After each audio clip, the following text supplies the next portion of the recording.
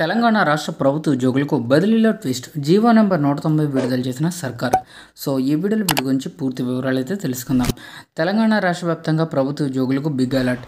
తెలంగాణ ప్రభుత్వ ఉద్యోగులకి సంబంధించి కీలక జీవో 190ని విడుదల చేయడం జరిగిందండి. అయితే ఈ జీవో దేనికి విడుదల చేశారు? 317 జీవో నెంబర్ 46పై అభ్యంతరాలకు పరిష్కారం అయితే దక్కబోతుంది.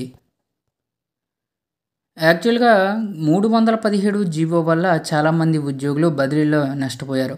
వారందరికీ కాస్త ఉపశమనం అయితే కలిగిందండి. ఇంటర్ లోకల్ క్యాడర్ తాత్కాలిక బదిలీలకు అనుమతి ఇవ్వబోతున్నారు.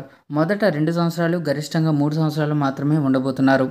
సో ఇక జీవో 190 ప్రకారంగా ఖాళీలు ఉన్నప్పుడే బదిలీలకు అవకాశం ఉండబోతుంది.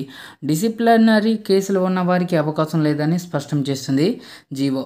ఇక డిప్యుటేషన్ ఉద్యోగులకు టీఏడిఏ లేదని, ఒకసారి సౌకర్యం పొందిన వారికి మళ్ళీ అవకాశం లేదని వెల్లడిస్తుంది.